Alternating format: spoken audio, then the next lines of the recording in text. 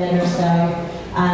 If you didn't know, we have a keg of beer over here, so help yourself. There are cups and beer, so help yourself. It's there for you guys throughout the evening. All right, well, thank you for coming. My name is Susan. I'm the head of talent here at Foursquare. I've been working with Megan back there at TenGen to organize the Prince Building meetup. This is the second meetup that we've done. The first meetup was hosted by ZocDoc, who are friendly neighbors downstairs. So there are 4 companies in this building, 4 tech companies, Foursquare, TenGen, ZocDoc, and Thrillist. So we've all kind of combined forces to be able to offer a series of tech talks. So we're excited to host you tonight. And so tonight we have Blake Shaw over here from Foursquare, who's one of our data scientists. And he's going to be talking about machine learning and large networks of people and places. So without further ado, we're going to get the talk started, and feel free to get up, get drinks throughout the talk, and then we'll do Q&A at the end. And then we should have time to just kind of hang out here in this space until about 9 o'clock, and then I'll probably be ready to kick you guys out by then. All right, I'll turn things over to Blake.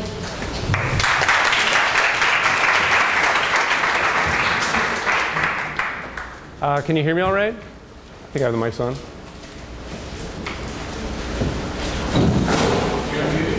No, you did. Oh, yep, good. Yep, all right. Thanks so much. Ooh. Thank you all for coming. Has everybody checked in yet? No? Can we fix the mics over here? Yeah? Okay, good. As Susan mentioned, my name is Blake, and today I'm going to be talking about machine learning with large networks of people and places. So here at Foursquare, we think there's a really great opportunity to leverage massive amounts of location data to help people better understand and connect with places all over the world. So just in case you don't know, I'm sure most of you guys already do, Foursquare is a couple things. First of all, it's an app that helps you explore your city and connect with friends. And it's also a platform for people to share and connect with different kinds of location data and location services.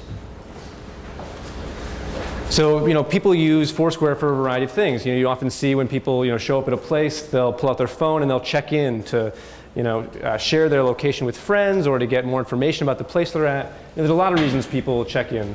We have tips and deals. People earn points and badges. They want to keep track of their visits. And most importantly, they want to discover new places and they want to share their experiences with friends. So Foursquare sits in a really interesting part of the industry.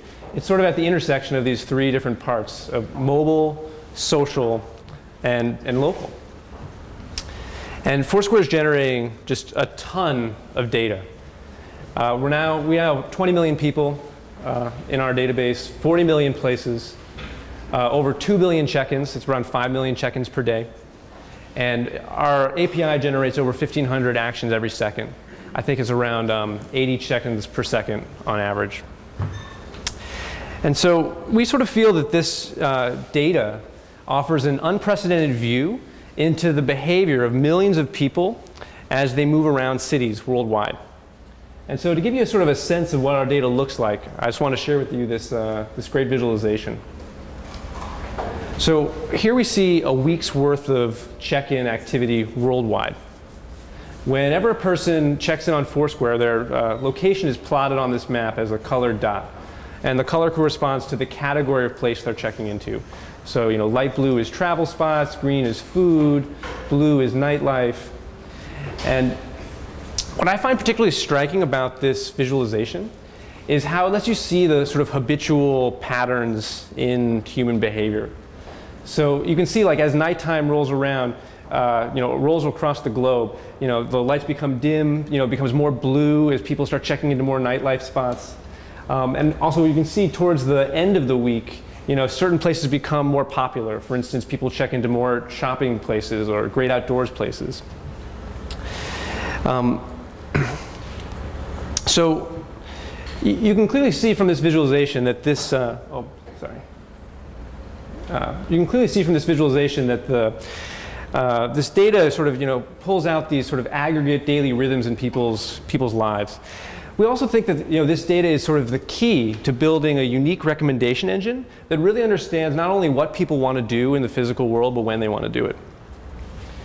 And so this is just a sort of brief outline of what I'm going to talk about today. I'm going to continue to give you a little introduction to Foursquare data and the kinds of things that we like to build out of check-ins and how we apply machine learning to do that. And then I'm going to focus on sort of two data structures, the place graph and the social graph.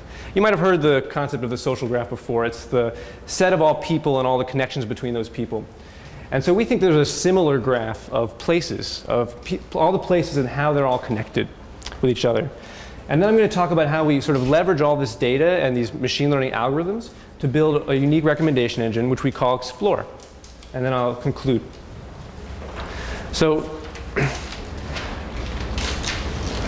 just to get us started, I really like to show this slide at the beginning, because it really, I think, gives a good sense of the kinds of things you can build out of check-ins. So I think that check-ins give us an amazing picture of what places actually are in the real world.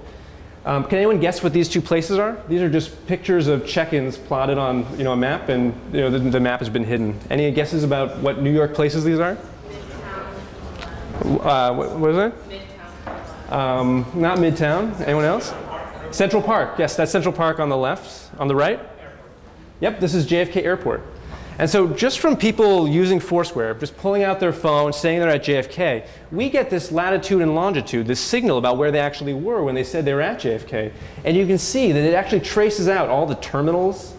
It traces out the runways. It traces out the AirTran. And similarly for Central Park, you can see that there's all sorts of different areas of Central Park. People call all these different areas Central Park. And we didn't have to have a map maker come and say exactly what this is. This just came naturally out of people using Foursquare to check in to JFK and to Central Park. So if you think about it, these check-ins, these millions of check-ins, actually sort of form a precise definition of what it means to be at JFK. And so this data not only gives us a picture of places in space, but it also gives us a unique picture of places in time. So consider these three places. The blue line, and this is showing when places are busy during the week. The blue line is Gorilla Coffee. It's a nice coffee place. The red line is showing Gray's Papaya. I'm sure most New Yorkers are familiar with that. And the green line is Amarino, which is like a nice restaurant. And so you can see there's this unique signature for these different types of places based on when they're busy. So like on weekday mornings, coffee places are busy. And in the evenings, it's busier at the restaurant. You can see that Amarino serves brunch on Sunday, right? So they have this strange double peak. There's all sorts of fun stuff. So Gray's Papaya is busy in the middle for lunch, but it also has these funny peaks like late night on Friday and Saturday night as people go out drinking and looking for food. So you can really tell that these time signatures for places that come out of check-ins really sort of define what these places are. And this is a really unique data set that we can use to build into our recommendation engine. Here's some more examples. There's certain kinds of places that are just so much more popular on the weekend, such as stadiums, flea markets, dim sum restaurants, pool halls, etc. It's these sort of simple statistics that we want to build into Explore. It turns out that check-ins are also correlated with the weather, amongst other external factors. So here on this plot, we can see in blue the temperature for New York City over the last year. And in green, we can see the number of check-ins at ice cream shops. And so you can see that not only is there this interesting seasonal trend in the data, but also that these like strong spikes in temperature actually trigger strong spikes in ice cream consumption in New York.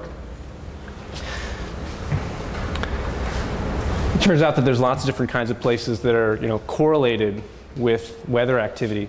For instance, when it's warm out, I guess this is kind of intuitive, but it's amazing that this stuff just pops out of our data, right?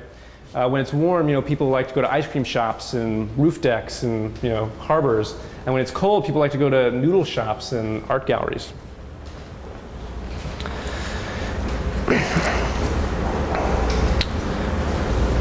Here's another interesting example of how we sort of pull out some interesting insights from our Foursquare data.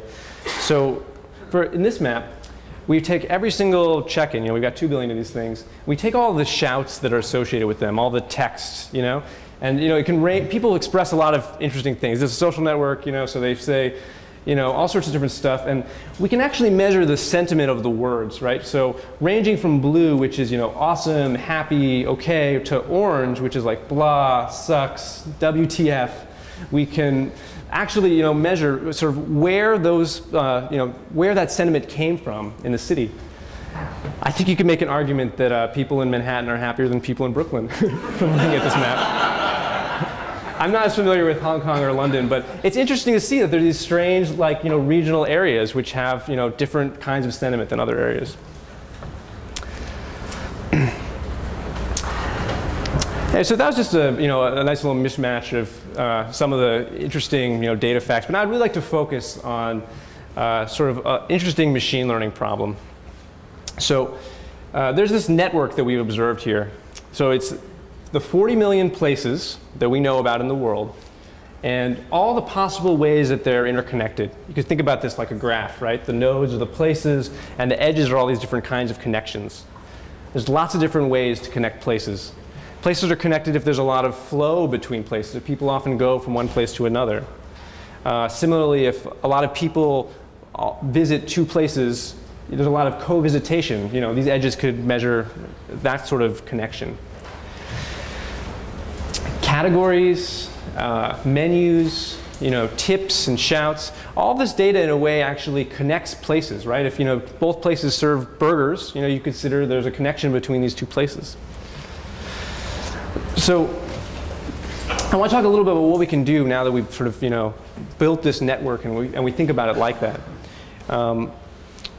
So here's a visualization of the flow network.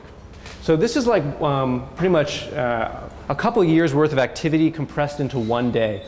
And again, and so now instead of showing you just like a single dot being a check-in, I'm showing you a dot moving between 2 places when that flow existed, and this is looping through one day continuously.